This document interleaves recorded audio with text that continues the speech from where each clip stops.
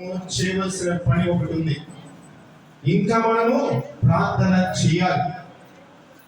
ఇందాక ఒక సహోదరి గారు సాక్ష్యం తెలియజేశారు. సెంటర్ ఎక్కడ వస్తుందో అని ఎంతగానో మరి టెన్షన్ పడ్డామని అన్నారు. దేవుడు ఏం చేసిన టెన్షన్ ని తీసివేశారు.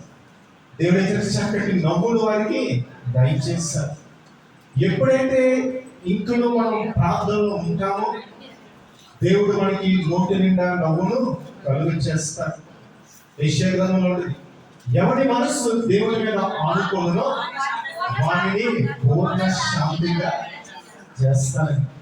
ఎప్పుడైతే మనము శాంతి కలిగి ఉంటామో, దేవుడిచ్చే శాంతిని మనము కలిగి ఉంటామో, మనము నోటి నిండా నవ్వును కలిగి ఉంటాం.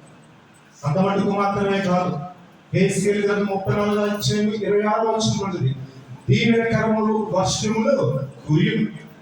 మీ జీవితంలో దీవెనకరములు వర్షములు కురవాలంటే ఇంకా ప్రార్థన చేయాలి.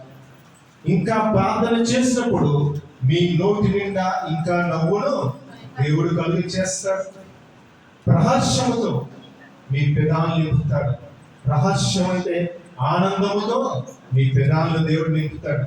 ఇట్టి వాగ్దానాలను మనం స్వతంత్రించుకోవాలంటే ప్రతి ఒక్క బిడ్డ ప్రార్థనే మన పరిస్థితులను మారుస్తుంది. ప్రార్థనే మనకు ఆయుధం. ఇంకా మీ నోటి నిండా నవ్వు కావాలంటే ఈరోజు దేవుడు మనతో మాట్లాడుతున్న మాట ఏమిటంటే ఇంకా ప్రార్థన చేయండి. ఇంకా ఉన్న నవ్వుని దేవుడు ఇంకా అధికము చేస్తాడు. ఈ వాగ్దానం మీ జీవితంలో దేవుడు స్వతంత్రపరచును గాక. ఆమేన్. దేవుడి మాట మన ఇంటిలో దీవించును గాక. భాషలో వచ్చి వాక్యము తెలియజేస్తారు.